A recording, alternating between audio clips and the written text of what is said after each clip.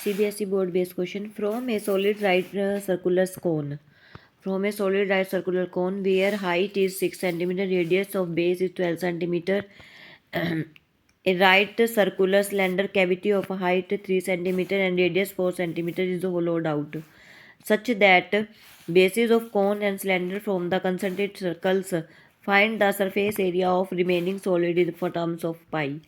इन्होंने क्या रखा है, एक राइट सर्कुलर कोन है, ये रही हमारी फिगर, एक राइट सर्कुलर कोन है, इसमें से एक सिलेंडर को हमने बाहर निकाल लिया, बाहर निकाल लिया मतलब काट के निकाल लिया बाहर, अंदर जो सॉलिड बच गया उसका सरफेस एरिया निकाल लो पाई के टर्म्स में। देखो सरफेस एरिया कैसे निकालेंगे, सबसे पहले निकालेंगे कोन, कोन में से हमने सिलेंडर को निकाला है, कोन में से क्या निकाला है, सिलेंडर को।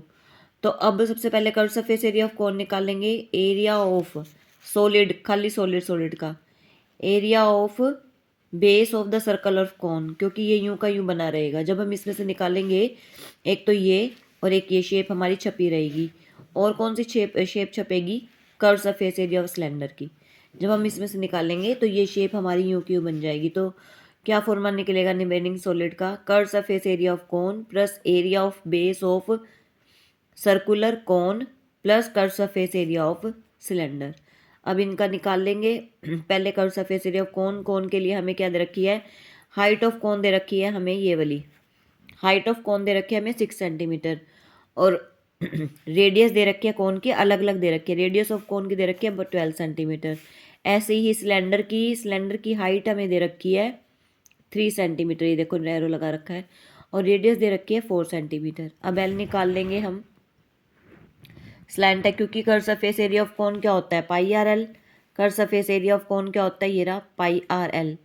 तो एल चाहिए हमें, एल का फॉर्मूला होता है, एल निकालेंगे सबसे पहले, L is equal to R square plus H square is equal to, R है हमारा 12 कोन का, और कोन का हाइट है हमारा 6, तो हमारा पाइथागोरस थ्योरम से ही निकल जाएगा 144 प्लस 36 180, और 180 को हम खेलेंगे, देखो इसमें दो आएंगी, एक तो हम प्राइम फैक्टराइजेशन करेंगे, एक तो हम ऐसे कर सकते हैं 6√5, एक तो 3 बाहर निकल गया, 2 बाहर निकल गया 5, एक हम क्या करेंगे 3 को बाहर निकाल के 2 2 420 इस फॉर्म में भी लिख सकते हैं, हम दोनों ही वैल्यू लिख सकते हैं।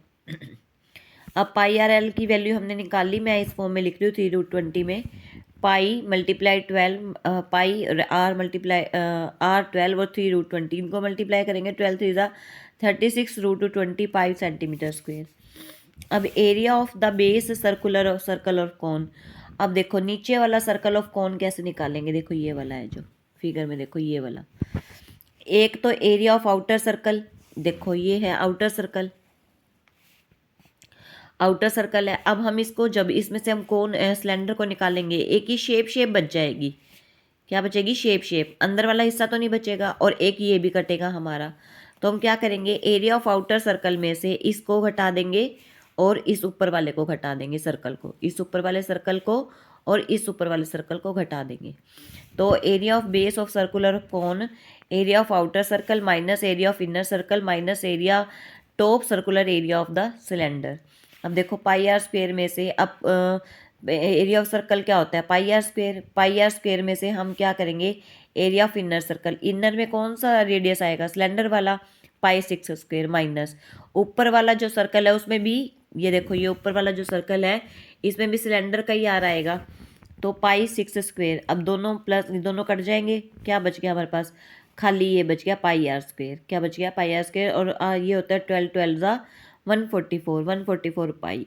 अब रिमेनिंग सॉलिड का हमने फॉर्मूला क्या लिखा था, curve surface area of cone plus area of the base circular cone plus curved surface area of cylinder. अब देखो हमने क्या किया है, जब हमने कोन का कर्व सरफेस एरिया निकाला तो उसमें हमारा नीचे वाला हिस्सा आ गया था, ये डबल क्रॉस हो गया, डबल क्रॉस हो गया, तो अब इसमें से हमने,